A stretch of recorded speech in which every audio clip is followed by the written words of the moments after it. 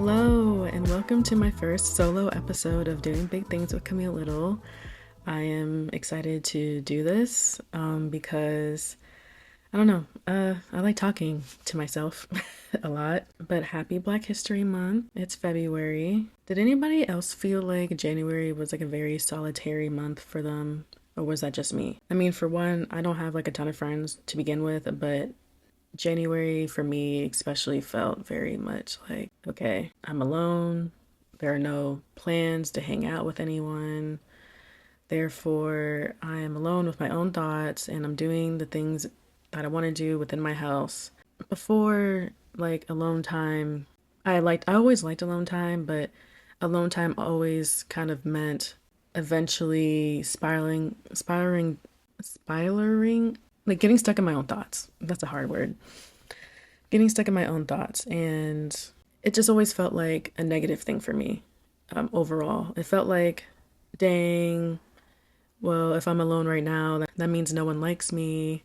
I think for the first time in a while, I spent an entire month primarily alone. I did spend a lot of time with family, of course. But as far as like social friendship, like hang out with friends, not much of that happened, which was such a contrast to the majority of 2025, especially like during the summer. I don't know what was going on. I don't know what was in the air, maybe because it was summer. Even before and after, I would say, the summer, I was going out a lot. I just felt like I was going out a lot. And I don't know where that energy went.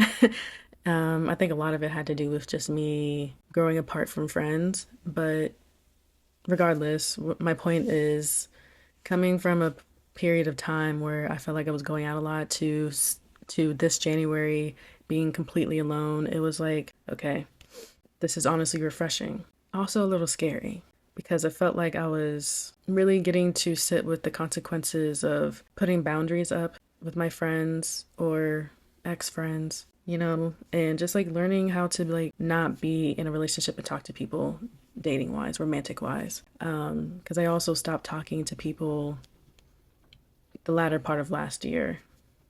So only a few months ago or a month ago. So truly alone. I don't want to say it like that. Not truly alone, but truly in solitude in January. And honestly, like I feel like it was very necessary to begin the year like this. Even though it wasn't intentional, it felt very purposeful. So you may or may not be wondering, why am I filming a solo episode? This is supposed to be a podcast where I talk to other people about their creative aspirations, not my own. This ain't about you, girl. This ain't about you. But no, I feel like technically I've been through 3 seasons of Doing Big Things.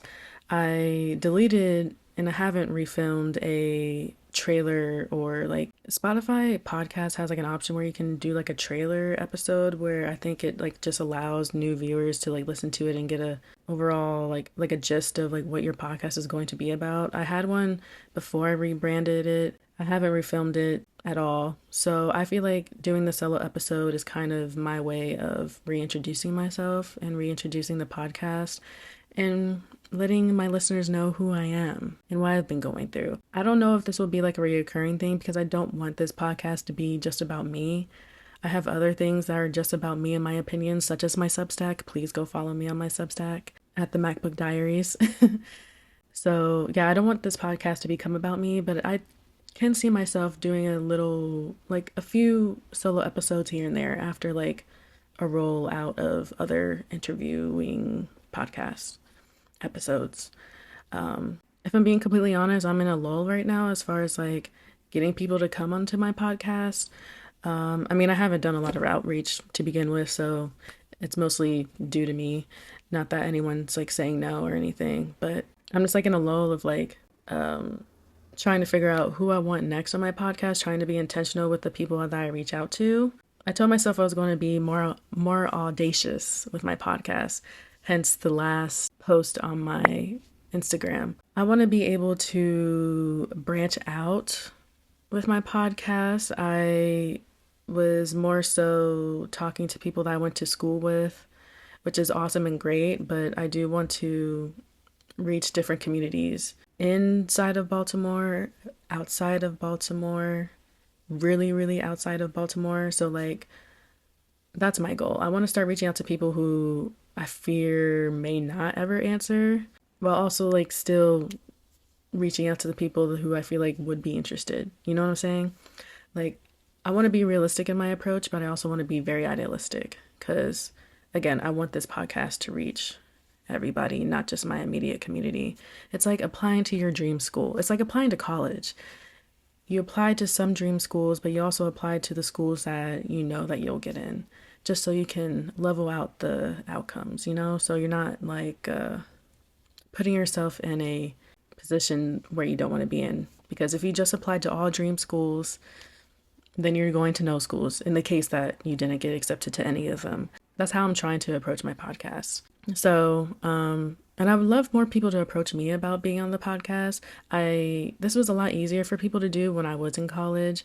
I had people coming up to me being like, "Hey, I know about your podcast. I would love to be on it." Easy. There you go. But now that I'm out of college, I just want to encourage people to DM me. Please DM me if you think you're doing something great. If you feel like you're doing big things, please do not be afraid to DM me. I would love to have a conversation with you. I think I'm nice. And I can guarantee a great conversation that will leave you feeling hopefully more connected with yourself. So, yeah. Amongst just wanting to broaden my horizons with my podcast, with my guests, I also hope to hopefully get at least one sponsorship by the end of the year. I'm not sure how that works, but I've seen podcasts probably as big or even as smaller or even as small as me get sponsorships. And I'm like, well, if they can do it, then I can do it. And I feel like it just makes everything feel more credible. You know what I'm saying? And I also do hope to do more video podcasts. I don't know what took me so long to do a video podcast. I think I thought it would be a lot harder than what it would be. However, all I have to do is just record it, take the video, and put it into CapCut. I don't know why I thought it would have been so hard to do that. But hey, so listeners, eventually you will be listeners and watchers because video podcasts are going to be a thing in 2026 consistently. I did my first video podcast for Kayla, my last interview, and I don't know, it's like I primarily watch video podcasts and I think it just adds another interesting element to the podcasting experience. So I hope that you guys appreciate that as well. But overall, I feel like I'm in a good standing with my podcast. I feel very optimistic about it. There was a point in time where I wasn't. There was a point in time where I was like, this feels unnecessary. I'm gonna quit. But now I'm like, no, I like doing this. And I think I was just also feeling a lot of I want to say a lot, but I was definitely feeling a level of self-doubt, which is going to be brought up a lot in this episode. But I was feeling self-doubt, particularly in will I be able to get people on my podcast because I'm not on college or on campus. It's harder to make connections now because I'm not like going out as much or whatever. So I'm like, really, I'd be cold outreaching people. I'd be cold messaging people because a lot of the people that I want to interview, I don't know personally. So it'd be hard. But no, I had to remind myself that this podcast has gotten me opportunities that I never thought would happen, big and small. And I don't know, I just like doing it. It makes me feel productive. It makes me feel like I am creating ties with people. And it makes me feel like I am helping other people as well by platforming them. And I just like the little things that come with having a podcast. Like I like creating my own promotional content. Yeah, it's like not just the conversations about the creation of everything else that makes me feel fulfilled when I put an episode and I'm able to promote it. It can sometimes feel annoying, especially creating promotional content. I like to find the little bits and pieces in the conversation, having to rewatch things over and over and over again. It can get definitely tiring, but again, it feels rewarding at the end of the day. And as far as like stats go, I mean, I feel like I'm pretty content with how the podcast is moving. Like, it feels like it's still very much a small podcast. I don't think anyone's surprised by that. But to say that I average probably at least double digits amongst all my episodes feels like an accomplishment. Like, in this day and age, it's hard to make people care about what you're doing. To think that even 12 people tune in just to listen to what I have to say and what other people have to say that I bring on my show, it feels rewarding and feels good. So again, if you or someone that you know you feel like is doing big things, please DM me on Instagram at Big Things Show. I would love to have you on the podcast. I think it would be a fun time. Transitioning to this topic of the episode, I want to talk about like one of the biggest struggles of being a creator, in my opinion. A lot of people can pick out different pros and cons of being a creator and being a creative, but to me, especially in my current life right now, I feel like this is the most prominent thing that I'm struggling with. Being comfortable with talking to the void. Basically, just what it means is being comfortable with not with going unnoticed for a period of time before you become outwardly successful. I started feeling a lot of anxiety towards the latter part of last year and continuing on into January. I felt a lot of anxiety towards my work, especially on Substack. As I mentioned earlier, I have a Substack. Substack, and the kind of work that I put on there, I feel like I spend a lot of time sitting down and writing. I become very obsessive when I write. Even when it gets too late into the night, if I feel like a sentence doesn't sound right, I will workshop it to death. And that's just how I've always been, not even just about writing, but like other things.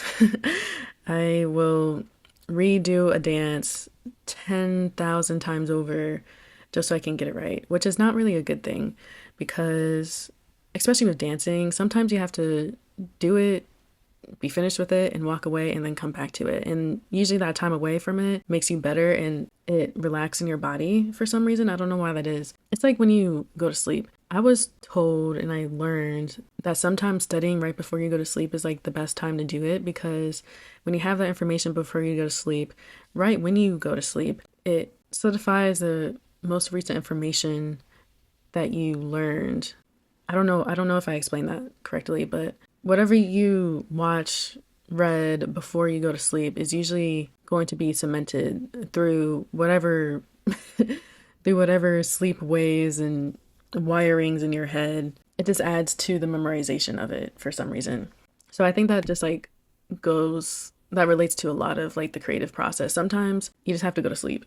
You can't be workshopping this thing for an hour because sometimes it won't get better. Sometimes you really do need to step away, get a new perspective on it, and then return back to it. So that's my creative process. I need to become healthier with it, but that's just how I am. I feel like I'm getting better with it. Like I'm trying to let things just sit for a while before I try to finish it.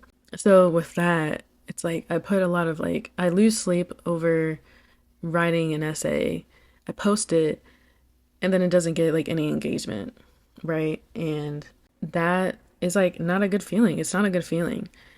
And it's a feeling that made me feel like I just wanted to delete social media. Like I literally posted this on the post section of Substack. I literally said, I'm feeling like walking away from social media altogether because the way that my emotions have been tied up in attention and likes, it has become damn near unhealthy. Because after this, I'm just like thinking about all day, how can I become better? While I like to write, it also can become debilitating.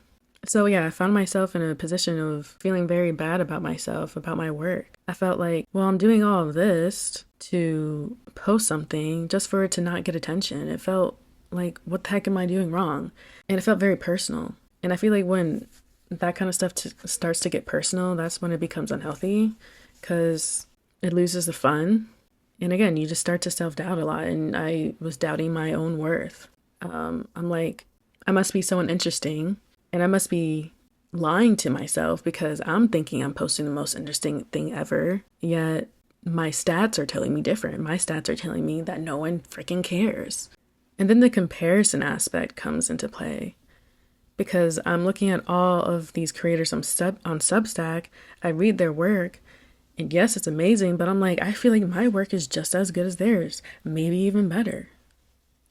And I'm wondering what the heck is going on? And then I'm becoming mad at this creator who I don't even know. I just know them from their work.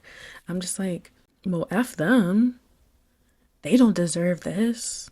And that's unhealthy too. Like all of it, just everything involving being a creator online can easily go down a slippery slope of you downing yourself, you becoming a hater.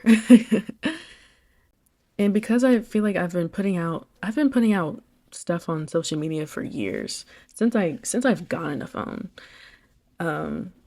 And I've gone through many iterations of creation online, of social media creation, I guess you could say. I started off by creating edits of celebrities, of my favorite celebrities, like Ariana Grande. Like I was like the OG. I would say I was like one of the OGs of fan edits. Me and my ex best friend from elementary and middle school, we were on Instagram and Vine making really cool freaking edits of our favorite celebrities, making fan edits. And we gained together, because we had a joint account, we gained together like a pretty good amount of followers. I wish I still knew where that account was, or I wish there was some way to like revive that account just so I could look back at the things that we posted. But I've been posting my art online for a long time. From fan edits to now me posting podcasts and whatnot. I've always just liked editing. I've always liked the idea of connecting with people online. I always knew that the internet was a place for me to go to if I wanted to see opinions like mine. So knowing that I've been posting online for so long and not feeling like I've ever really maintained my peak, and I don't even want to call it a peak, because back then it didn't feel like a peak. It felt really cool to have like tens of thousands of followers on my account, but I knew it wasn't just because of me. It wasn't ever my own peak. Never feeling like I've reached my own peak has been something I've been grappling with lately. So far, I've been really good at like just posting and being okay with like things getting 0 likes, you know what I'm saying? Or single digit likes. But for some reason, I don't know, something switched in my brain during the middle of 2025 till now, where I'm like, I feel like now I'm just like fighting myself against this expectation of having a lot of followers and getting a lot of likes, going viral. And it's hard. It's hard because it's like you're pouring yourself into something just for it to fall flat on its face. It feels like not a good return on your investment.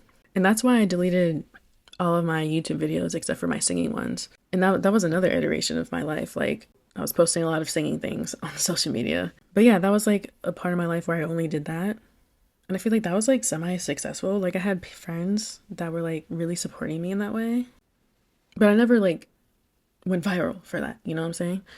My biggest accomplishment in that regard was getting 151 plays on SoundCloud. That was pretty cool. And I didn't even know I got that until I went back onto my SoundCloud account some months ago. And I was like, oh, this song kind of popped off in my expectations. Like, I only expect to like get 12 listens because that is just my metric of success right now, because I am a small creator. But yeah, realizing that I was posting videos about my personal life on YouTube just for it to not really go anywhere, it felt really like, what is this all for?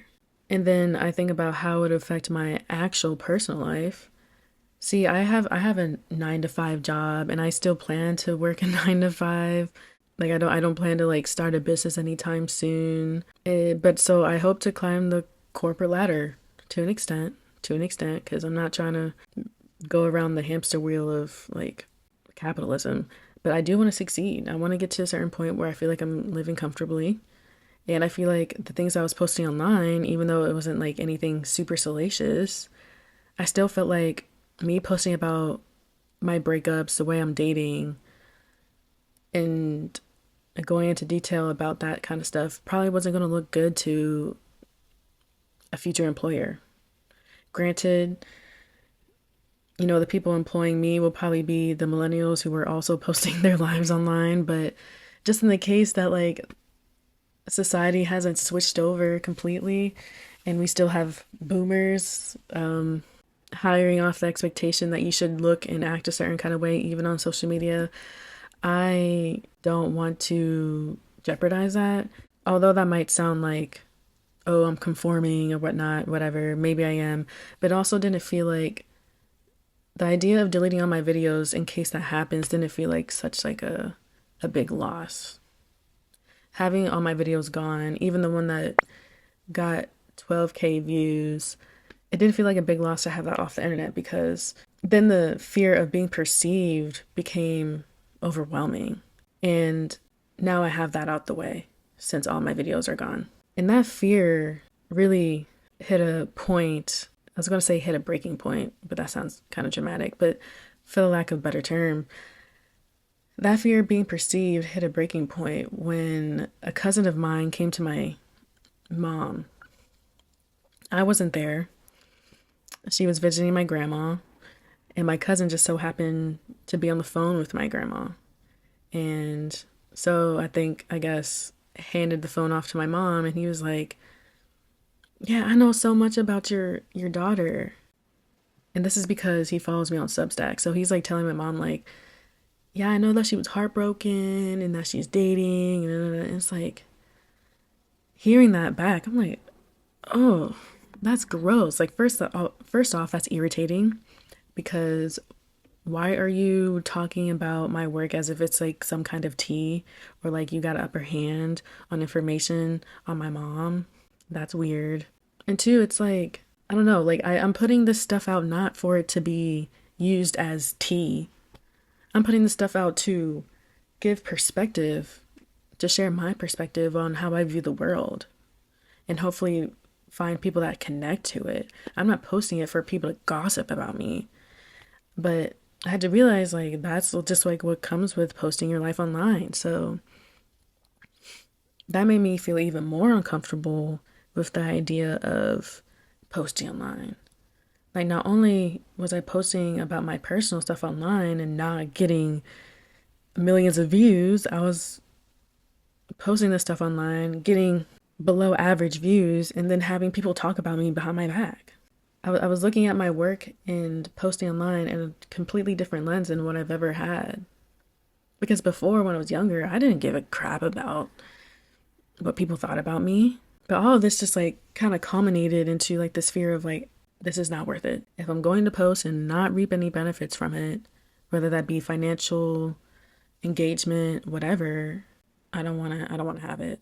But now that I've been able to like sit with that, especially throughout this quiet phase of my life, I'm able to sit down and envision what I want my life to look like this year and how today is what sets up the rest of my life.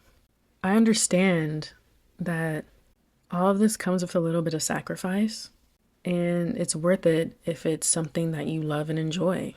And I get to move the goalpost. If I don't want to talk about super intricate details of my personal life online, I don't have to. And if that means that maybe my work is a little less interesting, then so be it. But I just have to know that eventually it will find its people. That's honestly, the precious thing about being a small creator like me. Because you have to be constantly reminded why you're doing this. Because it's not for the fame, it's not for the money, because you're not getting it, but you're doing it because you enjoy it. And because you want to connect with people. So I feel like I'm finally getting over the hump of not caring about my likes so much. And not having to over criticize and surveil my own work while still making sure that the things I'm posting online is something that I'm comfortable with being perceived on. And keeping the things that I love about writing, what I love about podcasting at the center of what I do, that will always make me successful. And that goes for any creator. I think that's like, this isn't just for me to say, to remind myself, but hopefully whoever listens to this, who's also a small creator, who's not getting a lot of attention right now, is that you didn't start doing this because you thought $1 million was going to be around the corner. I feel like it's a little bit disingenuous to say like people don't start creating for money with money in mind, because we live in a capitalistic society. You kind of have to think about those things. But I think most people don't start creating because of that. They start it because they're like, oh, that looks fun. Let me try my hand at that. That's at least how I was. Like when I first started creating fan edits, I was like, I want to I want to make cool edits of my favorite celebrities. And then the added benefit of that was possibly being noticed by my favorite celebrity on Instagram. Knowing that every creator goes through this allows this liminal period to feel a lot less overwhelming, a lot less frustrating. It puts into perspective for me that this is very necessary. In this time where your work isn't getting a whole lot of attention, just focus on making your craft good. Because when you do become big, now no one can tell you shit about your work. Because you've spent years and years and years perfecting your craft. And even if it isn't perfect by the time you get big, it's like, that's the whole point of like creating too. It's like, it should never be completely perfect, because that is also, there's a saying about this too. It's like perfection is the enemy of good. And the quicker you realize that no one's expecting perfect from you, the more that you'll just find the joy in creating. So just put your stuff out there, whether it gets 1,000 likes or not, because this time in your life is necessary. It's like that meme of the guy, it's like two guys. Sometimes it's two guys, sometimes it's just one. But I think the original meme is two guys in like a landmine, like they're mining for diamonds, and one person is like going back before they reach the section with all the diamonds. But that is just like an image I feel like now is like seared into my brain. Who would have thought a meme would have been so aspirational? But that meme is just like it's like the perfect lesson for any creator, because usually people quit before they succeed. And I do not want to be the person that quits before they succeed. If you told me right now that I quit and that next week I was going, if I hadn't had quit, I was going to reach 100 views or listens on my podcast, I would be beating myself up right now. I wouldn't have quit in the first place. And that's a lot of people's stories. So don't quit. Keep reminding yourself during those hard moments of, dang, why is my work not getting the kind of love that it deserves? Remind yourself that it ain't about engagement. And honestly, in today's world, it honestly takes just one post to make you big. So you never know when that one post is going to be around the corner. So again, just to end off this episode, if you're struggling with not getting attention on your work, just remember, every person had to go through this. Unless you're a Nepo baby, then you have the resources at your fingertips. But most people, they have to grind to get to where they are.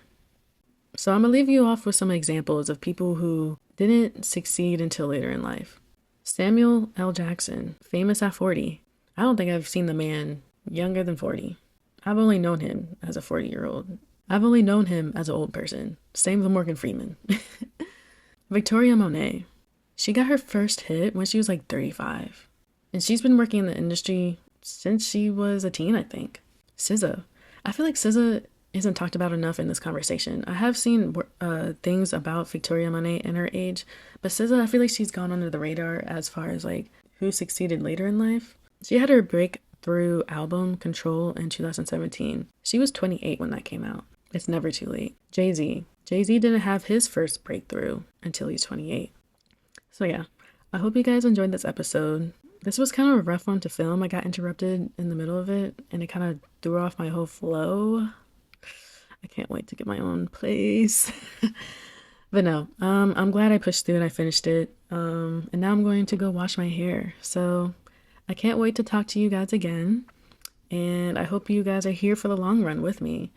Because the ones that started here with me today as a small podcaster are going to be the same ones that are going to be with me when I'm big. And they can say that they were there from the beginning. There's nothing better than being able to be like, I knew that person before they got big. Y'all are those people. So thank you.